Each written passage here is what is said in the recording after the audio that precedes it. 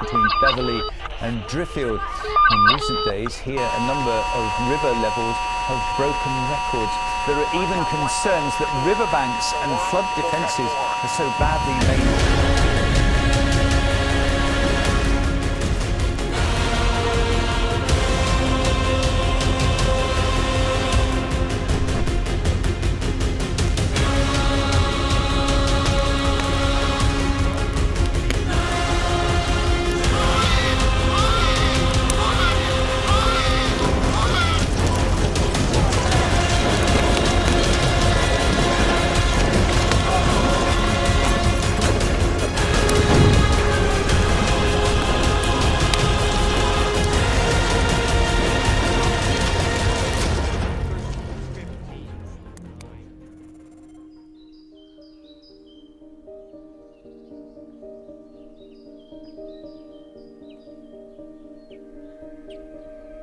A message to my great-grandparents.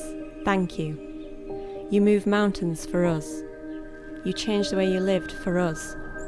You hoped, dreamed, and most importantly, you acted on it. Our region, our planet, wouldn't be here without you and what you did.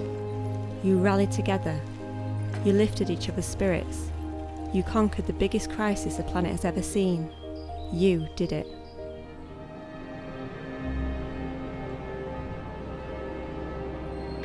We will see desertification, drought, crop failure, and mass movements of humanity on a scale not seen before. And our grandchildren will know that we are the culprits, and they will know that we knew, that we were warned, and they will know that it was this generation that came center stage to speak and act on behalf of them, on behalf of posterity.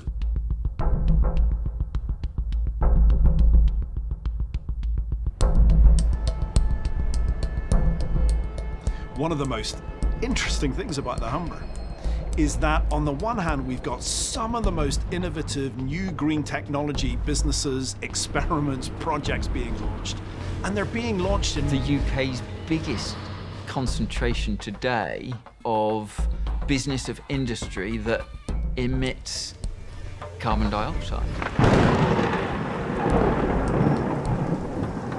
We have a real sweet spot in the Humber in terms of our geography. Humber is in a bowl, and if you can imagine all the rain that falls on the world and falls on the Humber, that water needs to get out of the bowl. And to do that, we're reliant on pumps. But in the future, we need low carbon, natural solutions. If we don't react, if society doesn't take the difficult decisions, it's a bit like, to use the old cliche of, boiling the frog. We won't know the moment it's become intolerable, but eventually society will become intolerable. At some point in the future, it will become very difficult for people to live the sorts of lives that they currently live and that they want their children to live and their grandchildren to live.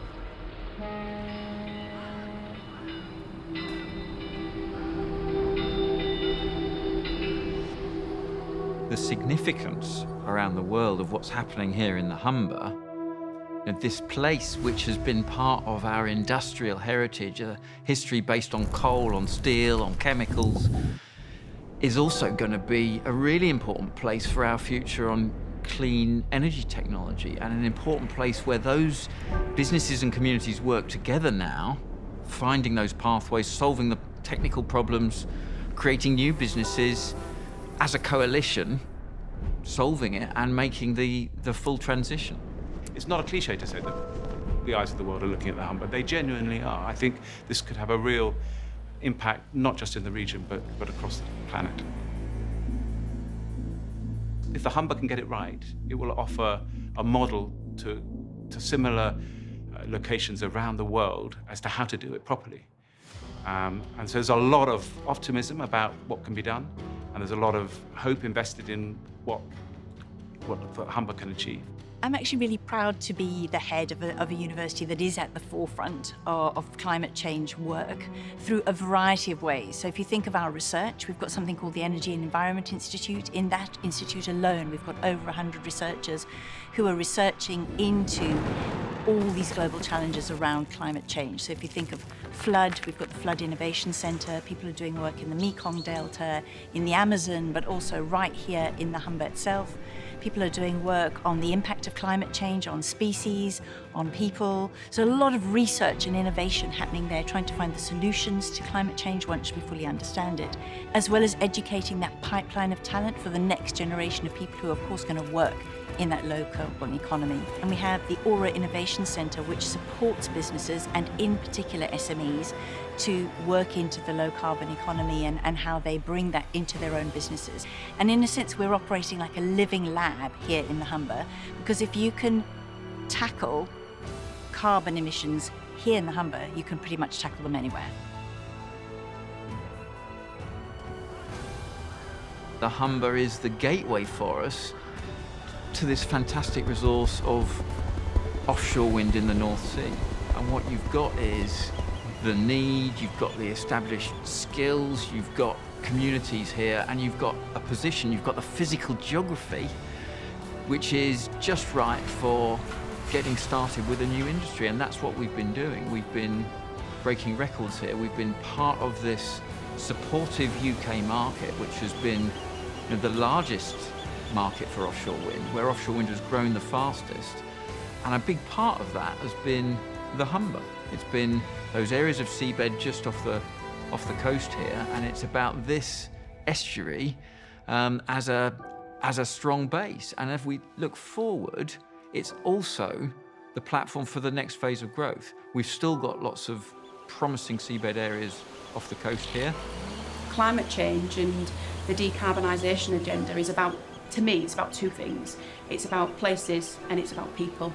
So anything that you are developing, you need to be thinking with that in mind, the green agenda, and thinking about that road to net zero and how we get there. And from an environmental point of view and a business point of view, we want to be doing the right thing and future-proofing whatever we're building. But also, if you're going to attract investment into the region, it needs to be future-proofed from a climate change point of view as well. I think the beauty of the Humber and what we do really well is we collaborate, and I think that is what's going to be important. Not one business, not one person can achieve what we need to achieve in isolation. We need to be thinking and working together to make this happen. You will not attract the investment without looking at climate change, because funders, investors want to invest and will only invest in projects that have got the green agenda nailed. They can see that roadmap to net zero. One of the most exciting things about what we're trying to do in the Humber is that we're going to be developing some of the really first-of-a-kind technologies. So we're going to be building the world's first large-scale hydrogen production facility in the Humber. That will be a transformative moment, I think, in the history, not just of the Humber, but of the way in which energy systems are developed around the world. It's an extraordinary project, unparalleled really, anywhere in the world, and will have a huge impact, not just on the UK's climate change performance, but also it will create jobs, it will create opportunities for people who live across the Humber region.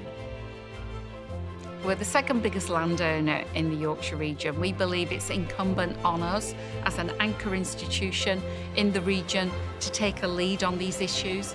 We're working in the Humber as one of the 5 resilient cities across the globe to look at natural solutions. So whether that's green roofs, wet woodlands, permeable paving, rainwater harvesting, these are all small measures that build up to have a huge, thriving success in terms of managing surface water flood risk. We are the Silicon Valley of low carbon and renewable energy, and that's because we form that industrial cluster with universities at the heart of it, leading the research, the education, the innovation, working in partnerships with big businesses, linked to government and public sector organisations, and also all the wonderful SMEs that we have in this region. So it really is that hub, that hotbed of innovation that makes us, in my view, that Silicon Valley. I think the important thing to understand is this is necessary to achieve zero carbon, but it's not sufficient in its own. I mean, we're not going to be able to do everything. This isn't going to achieve every aspect of our net zero transition. Other things need to happen as well. I mean, there needs to be a profound change in the way society thinks about the consumption of energy across the board. And we all have a part to play in it. Companies like Equinor, consumers, families, individuals, government, everyone needs to think about the way in which they are behaving when it comes to climate change. We can do our bit, but we aren't going to be the silver bullet that solves all the problems. There are other things that are going to be needed too. Climate change is a generational challenge. It's probably the biggest thing that we will face in our lifetimes, and probably the biggest thing that we've faced for several generations. If we want to beat it, it requires everyone working together. It's a global challenge. It requires governments to work together across the globe to set reasonable, sensible, but achievable targets, and most importantly, to make sure that we deliver on those targets. It requires companies to work together across the world and also domestically so that they share their knowledge, that we don't fight, that we don't compete and try and fight and move others out the market, but we work together to harness the incredible opportunities that are coming and harness the learning that we can get at very high speed. If we can do that, as Britain has done before, we can continue to be a world leader. And Hull and the Humber is showing the country how that can be done, and we can be the place that the world wants to come and learn from. I think 100 years from now, the great-grandchildren or the great-great-grandchildren will probably review this period of history and they'll ask two questions. One, why were you so late? And number two, when the moment came, did you double down? I don't know what to say to them about the first one. I think all I can say is that on the second one, we moved fast, we moved with full vigor, we were brave, we were bold, we bet big, and it paid off. As a country, as you know, the world, we've been slow to act, and I think we've woken up in the Humber. I'm confident that we can do it because everyone is pulling together. Everyone wants to do it. We see the opportunities, we see the eye on the Humber now.